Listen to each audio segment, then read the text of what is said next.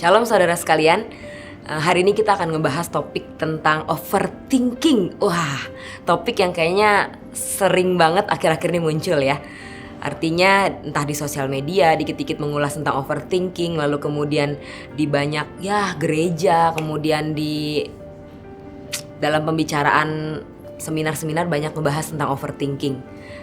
Seperti topik yang memang akhir-akhir ini lagi booming gitu ya, overthinking. Dari katanya saja over tuh berlebihan, thinking itu berpikir. Jadi berpikir yang terlalu berlebihan. Memang segala sesuatu yang berlebihan itu pasti mendatangkan dampak yang kurang baik lah gitu dalam kehidupan kita. Apalagi kalau yang berlebihan ini salah satunya adalah berpikir. Kenapa?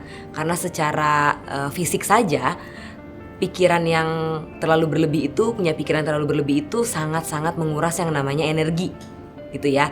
Selain juga menguras waktu, pasti menguras energi. Kenapa? Karena membuat kita jadi gak produktif dalam keseharian kita. Hanya berkutat di itu saja yang dipikirin, itu saja yang dipikirin. Lalu secara psikologis itu akan sangat mengganggu kesehatan mental. Kenapa? Karena pikiran yang terlalu berlebihan itu bikin mumet, saudara sekalian. Bikin mumet, jadi tidurnya terganggu, waktu produktivitasnya juga jadi terganggu, tidak bisa optimal menghasilkan karya-karya terbaik yang sebetulnya saudara sekalian bisa lakukan, bisa produksiin lah istilahnya gitu. Nah, kenapa sih overthinking ini muncul? Dulu kok kayaknya zaman dulu-dulu waktu zaman mungkin kita masih muda gitu ya. Saya nggak tahu nih teman-teman yang mendengarkan ini usia berapa. Tapi ketika zaman dulu sebelum marak sosial media sekarang, sepertinya overthinking itu nggak begitu keangkat di permukaan. Sebenarnya ada gak sih? Ada sebetulnya. Overthinking dulu-dulu tuh sudah ada. Namun sekarang makin diperparah dengan adanya banyak iklan di sosial media. Sebagai contoh, yang akhir-akhir ini juga banyak terjadi berkaitan dengan overthinking khususnya di kalangan remaja adalah tentang penampilan fisik. Misal warna kulit, kemudian warna rambut, kemudian mata, ada lipatan mata atau enggak. Semua itu salah satunya akibat korban iklan di media.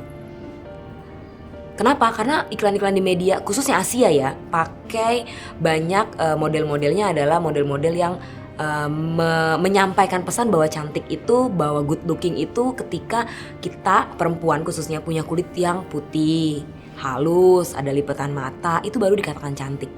Tapi lagi-lagi itu adalah tawaran dunia, artinya itu yang disediakan dunia kepada kita nih yang nonton. Nah, orang-orang yang gak siap, mungkin diantaranya teman-teman sekalian yang sedang menonton hari ini gitu ya, gak siap dengan kondisi itu mengakibatkan jadi kepikiran, overthinking, padahal sepele, cuman urusan penampilan. Nah, akibat banyak iklan yang sekarang bermunculan tentang seperti itu, membuat orang-orang di sekitar, termasuk mungkin kita yang sedang menonton, juga merasa demikian. Kayaknya saya penampilannya kurang oke nih, karena gak sesuai dengan apa yang pada umumnya kelihatannya di dalam iklan itu, cantik itu putih dan lain-lain sebagainya yang tadi saya sebutkan gitu ya.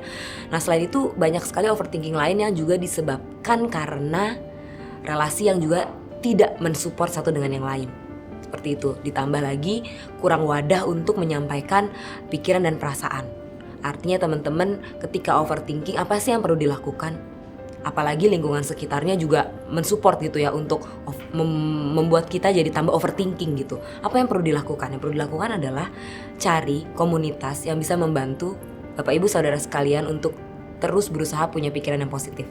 Dan yang bisa dilakukan sama diri sendiri juga nih, melatih pikiran kita untuk bisa punya kebiasaan untuk gratitude. Artinya memikirkan hal-hal apa sih yang bisa disyukuri hari demi hari. Tujuannya apa?